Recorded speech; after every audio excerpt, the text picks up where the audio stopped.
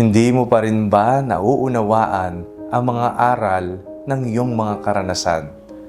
Ako po si Father Fiel Pareha at ito po ang ating segment, ang Daily Devotion, na kung saan tayo po ay magdarasal, magbabasa at magninilay kasama ng salita ng Diyos sa buong taon. Manalangin tayo. Sa ngalan ng Ama, ng Anak at ng Espiritu Santo. Amen. Halina, banal na Espiritu, liwanagan mo ang aming puso at isip nang maunawaan at may sa buhay namin ang iyong salita. Amen. Our Bible passage for today is from the Gospel of St. Mark chapter 8, verses 14 to 21, and I read it for you.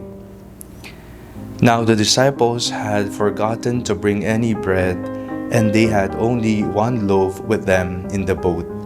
And he cautioned them, saying, "Watch out, beware of the yeast of the Pharisees and the yeast of Herod."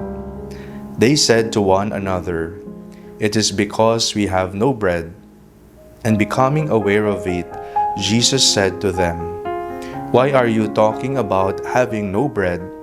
Do you still not perceive or understand? Are your hearts hardened? Do you have eyes and fail to see? Do you have ears and fail to hear? And do you not remember when I broke the 5 loaves for the 5,000? How many baskets full of broken pieces did you collect?" They said to him, 12. "And the 7 for the 4,000, how many baskets full of broken pieces did you collect?"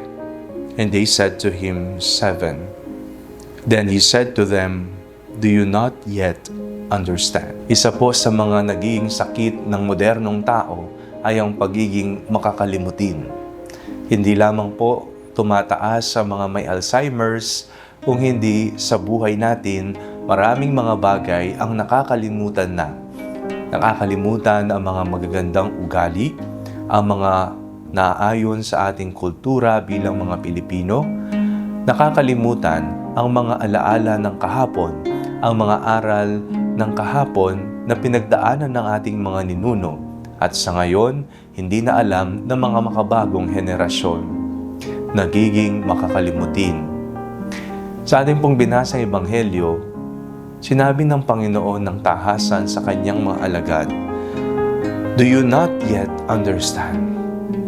Hindi nyo pa rin ba nauunawaan?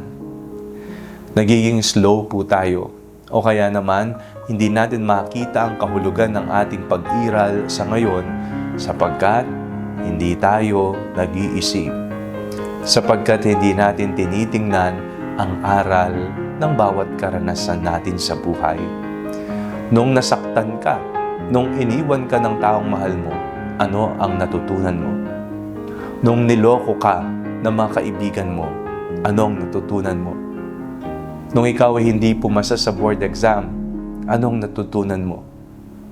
Nung ikaw ay hindi naging matagumpay sa negosyo, ano ang natutunan mo? Ang bawat karanasan ay may butil ng aral na ipinapahayag sa atin. Pero nasasayang ang mga ito kung hindi natin sila tinitingnan, kung hindi natin pinag-aaralan ang naging karanasan natin. Ganun din ang naging karanasan ng mga alagad. Hindi nila nakita ang aral ng pagpapakain ni Jesus sa 4,000 katao. Hindi nila nakita ang himala na nasa kanilang harapan. Hindi nila nakita ang biyaya na kasama nila si Jesus. Kaya, ang tanong ni Jesus sa kanila, hindi nyo pa rin ba nauunawaan? Maging hamon nawa ito sa atin na usisain palagi at tingnan ang ating mga karanasan at huwag nating hayaang dumaan na lamang ito nang hindi natin nakikita ang aral ng ating buhay. Manalangin tayo. Panginoong Jesus, maraming salamat po sa aral na patuloy ninyong ipinagkakaloob sa amin. Nawawag nawa namin sayangin ang mga ito, bagkus isabuhay at panindigan ang iyong banal na kalooban. Amen. Sa ngalan ng Ama, ng Anak at ng Espiritu Santo. Amen.